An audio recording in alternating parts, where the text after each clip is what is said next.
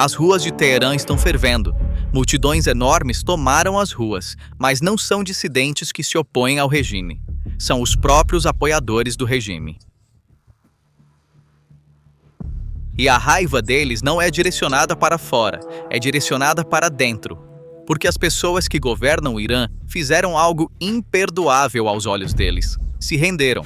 Pelo menos é isso que milhões de apoiadores do regime acreditam. E um regime que disse, nunca recuaremos, por 47 anos, acabou de recuar com um único tweet. Os políticos estão virando as costas uns para os outros. Os militares estão rotulando os negociadores como traidores. Os mulás estão preocupados que a guarda revolucionária tenha tomado o controle do Estado. E as informações emergentes vão além do que se temia. O Irã não é mais governado por um governo eleito, mas por um comitê de 3 pessoas de origem do IRGC. 17 de abril, o ministro das Relações Exteriores do Irã, Araghchi, postou no X. A passagem de todas as embarcações comerciais pelo Estreito de Hormuz foi totalmente restaurada. E o Irã explodiu por dentro. O Estreito de Hormuz era a última carta do Irã. Enquanto o estreito permanecia fechado, os preços do petróleo subiam. O aumento dos preços pressionava Trump, e essa pressão dava espaço para o Irã na mesa de negociações. E Araghchi queimou essa carta com um único tweet, sem acordo, sem garantia por trás disso. A resposta de Trump piorou as coisas. O Comando Central dos Estados Unidos disse: o bloqueio continua, não importa o que o Irã faça. No mesmo dia, Trump anunciou: conseguimos um acordo para que eles não continuem o enriquecimento. Se essa frase era verdadeira ou não, já não importava. O que importava era que várias figuras do regime a viam como falsa ou traição, e ficaram em choque. Então, o Irã entregou sua carta e não recebeu nada em troca. O bloqueio continua. A economia está colapsando. Não existe acordo de paz. E para milhões de apoiadores do regime, essa cena tinha apenas um nome: rendição. A partir desse momento, o Irã caiu em uma guerra civil de 3 frentes. Agora vamos ver isso de dentro, porque todas as 3 frentes estão umas contra as outras. Na primeira frente, o IRGC está contra o governo. A Guarda Revolucionária vinha questionando a ala diplomática desde o início. A mídia ligada ao IRGC acusou Araghchi de traição e falta de confiança, rotulando-o como um diplomata do JCPOA, ou seja, o arquiteto do Acordo de Obama de 2015. Um comentarista linha dura na televisão estatal disse abertamente que Araghchi mostrou flexibilidade nas negociações sobre a redução do apoio financeiro e militar ao Hezbollah. E desde aquele tweet, ele não falou nem foi visto. No segundo fronte, mulás e parlamentares estão contra a liderança. O deputado Morteza Mahmoudi disse abertamente: se não fossem as condições de guerra, ele teria sido forçado a renunciar. Ele o acusou de fazer declarações inoportunas que repetidamente acalmaram os mercados globais de petróleo durante períodos sensíveis. A ala linha dura no parlamento foi ainda mais longe, declarando que as 10 exigências de negociação do IRGC eram inegociáveis e que o Hezbollah e os Houthis nunca seriam abandonados. Mas a raiva dos mulás não está apenas direcionada aos diplomatas. Também está direcionada à própria IRGC, porque, à medida que a Guarda Revolucionária efetivamente assume o controle do Estado, os clérigos estão perdendo sua razão histórica de existência. Se um comitê de origem IRGC pode governar o país sem os mulás, o TEL na teocracia torna-se uma fachada, e os mulás não estão no poder nem são capazes de se opor, completamente presos no meio. O ex-ministro da Cultura, Ayatollah Mouzani, leu a situação de outro ângulo. Se o Conselho Supremo de Segurança Nacional não se manifestar em momentos sensíveis, sofreremos grandes danos na guerra psicológica. O próprio ex-ministro do regime estava dizendo abertamente que o Irã estava perdendo não apenas a guerra militar, mas também a guerra de propaganda. Na terceira frente, as ruas, e elas estão contra todos. E esta é a mais perigosa porque as pessoas nas ruas não são inimigas do regime. Elas são a própria base do regime. Por anos eles acreditaram no slogan: nunca recuaremos. Eles enviaram seus filhos para a linha de frente. Eles suportaram sanções. Eles aceitaram tudo isso como o preço de enfrentar o grande Satã.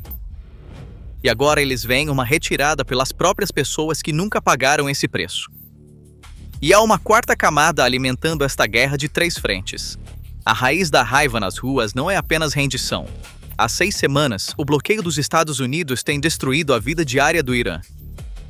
cortes de energia em Teherã duram até 12 horas por dia.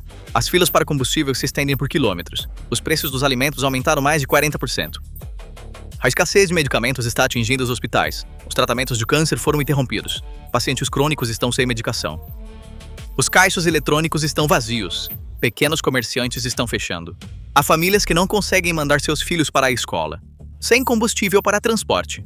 O presidente Pezeshkian teria dito aos comandantes do IRGC: se não houver cessar-fogo, a economia vai colapsar completamente dentro de 3 a 4 semanas. E os iranianos comuns estão perguntando: por que estamos pagando este preço? Durante anos, o regime disse: economia de resistência. Seremos autossuficientes, não precisamos do Ocidente. Mas o bloqueio expôs essa economia de resistência como um conto de fadas. Funcionou como um slogan, mas na cozinha, farmácia e tanque de gasolina da pessoa comum, esse slogan não tinha mais substância. No orçamento do Irã de 2026 a 2027, a participação da receita do petróleo caiu de 32% para 5%, o nível mais baixo desde a década de 1960. Para compensar, os impostos foram aumentados em mais de 60%. O Estado reduziu sistematicamente as obrigações em moeda estrangeira e mudou para subsídios diretos baseados em real, o que os economistas chamam de financiamento inflacionário. O Estado está roubando dos bolsos do próprio povo. O choque da rendição de abril de 2026 não foi um começo. Foi o golpe final atingindo o momento mais fraco do regime. As raízes dessa raiva são muito mais profundas. Na última semana de dezembro de 2025, o real iraniano atingiu um recorde de baixa em relação ao dólar. Um dólar chegou a 1.500.000 reais. Esta foi a maior revolta do Irã desde a Revolução Islâmica de 1979, espalhando-se por mais de 200 cidades, alcançando todas as 31 províncias. Milhões estavam nas ruas, e desta vez os slogans eram diferentes. Eles gritavam: morte ao ditador.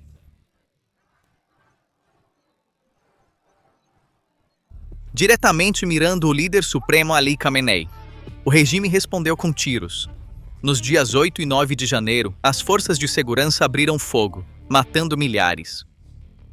E por trás desses protestos está um colapso estrutural que vem se formando há anos.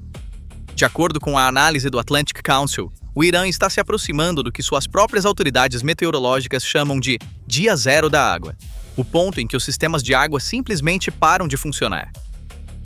Rachaduras em mesquitas históricas em Esfahan, subsidência do solo em Teherã a 30 centímetros por ano, um recorde mundial. Nas províncias do sudoeste, as pessoas não conseguem mais obter água das torneiras. Elas sobrevivem com caminhões-tanque. Segundo a Euronews, os cortes de energia não estão mais confinados ao verão. 12 horas de escuridão no meio do inverno. Fábricas estão fechando. A produção está parando. Uma nova onda de desemprego está começando. E segundo os manifestantes, afirmar que esses são problemas técnicos é uma mentira, porque durante décadas o regime desviou recursos para o Hezbollah, os Houthis e o programa nuclear, em vez de investir em infraestrutura de água e energia. E algo mais surgiu na revolta de janeiro, o fator Shah Pahlavi. De acordo com o relatório da Câmara dos Comuns, vozes entre os manifestantes exigindo a restauração da monarquia e Reza Pahlavi aumentaram. Esta é uma demanda que abala a própria fundação da Revolução de 1979, porque a razão de existência do regime foi construída sobre a derrubada do Shah. 47 anos depois, se as pessoas estão dizendo queremos de volta o que foi derrubado, a fundação de legitimidade do regime desmoronou.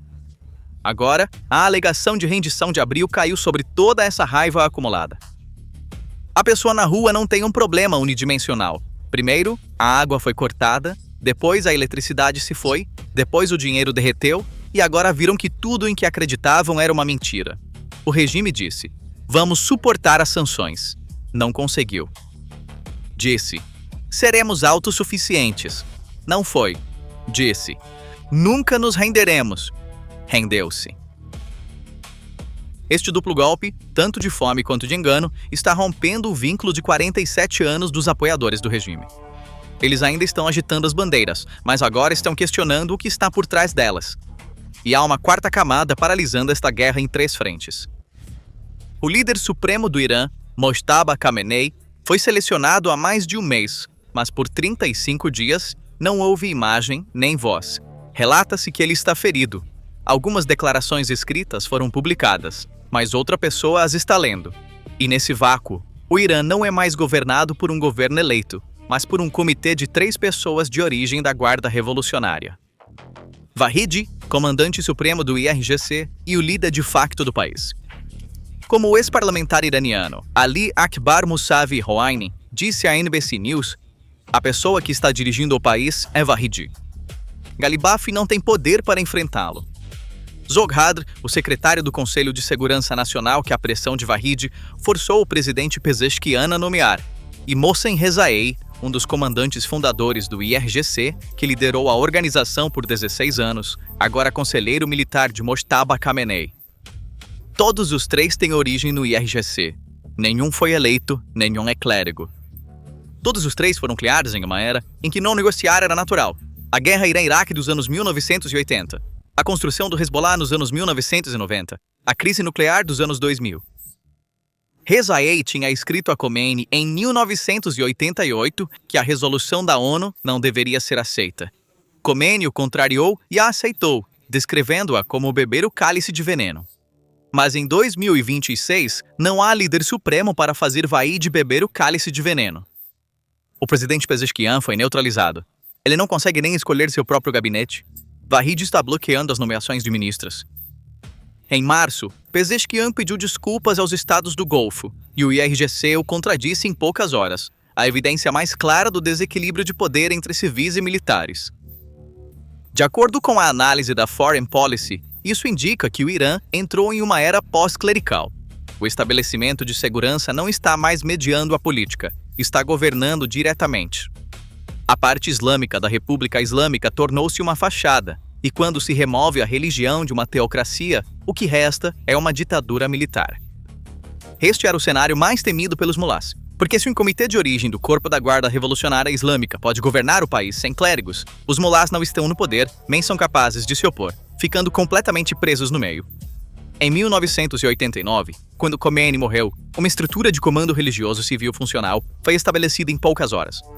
Rafsanjani e o novo líder supremo Khamenei geriram a transição. Mas em 2026, essa estrutura não existe.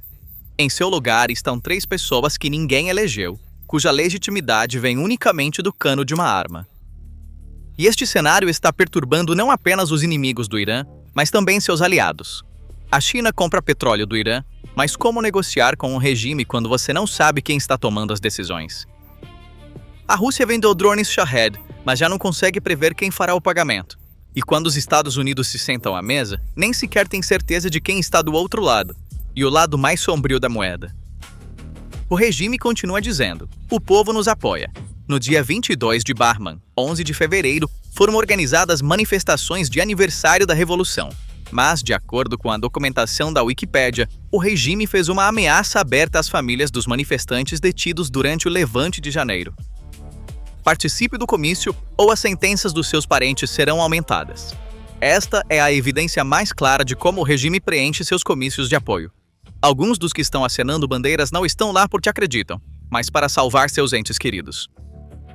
E o regime usou outra arma para esconder a realidade do massacre. Segundo as mesmas fontes, distribuiu imagens falsas geradas por inteligência artificial, alegando que vídeos dos manifestantes eram falsos e produzidos por inteligência artificial. Aliado próximo de Khamenei, o líder da oração de sexta-feira de Mashhad, Alamoyoda, disse que todas as filmagens das ruas foram geradas por inteligência artificial. Quando o regime não conseguiu esconder a verdade, declarou que a própria verdade era falsa. Há 1 ano e meio, vimos a mesma coisa em Damasco. Dezenas de milhares de apoiadores pró-Assad nas ruas, bandeiras, slogans, demonstrações de força. E quando Assad fugiu, tudo evaporou da noite para o dia. Na União Soviética, os congressos do partido estavam cheios de aplausos, mas a maioria dos que aplaudiam já não acreditava mais no sistema. E nos últimos anos do Shah, o exército parecia perfeito nos desfiles militares, até o dia em que se recusou a disparar.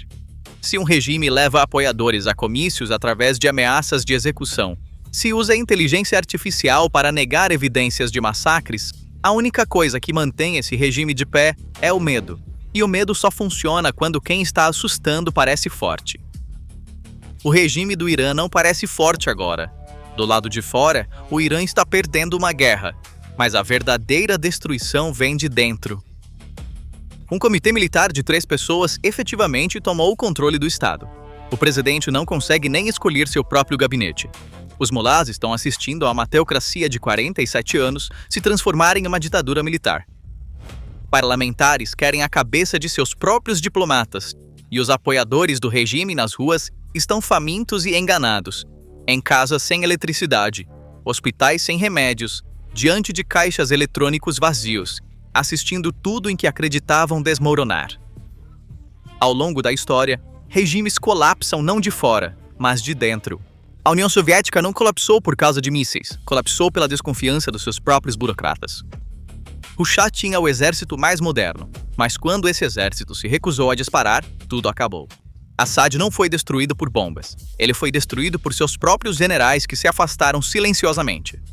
Um dos principais pontos de virada que levou o Irã a este estado de rendição e guerra civil foi o colapso sistêmico maciço que ocorreu há apenas algumas semanas, no final de março.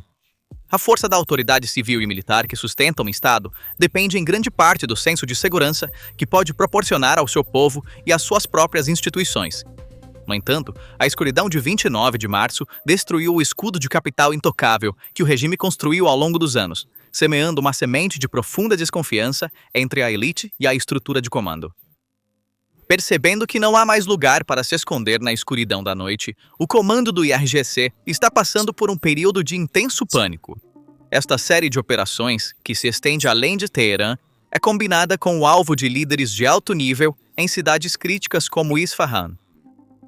A perseguição de figuras como Hassan Hassanzadeh, um membro-chave da facção Mohammad Reza Ullah, responsável pela segurança interna de Teherã em áreas que acreditam ser seguras, está desencadeando uma séria paranoia de infiltração dentro do regime. Incapaz de determinar a fonte dos vazamentos de informações, a estrutura de comando começa a suspeitar de suas próprias unidades. Crescentes suspeitas sobre quem está colaborando com o Mossad ou com a inteligência da coalizão estão reduzindo a comunicação entre os comandantes ao mínimo.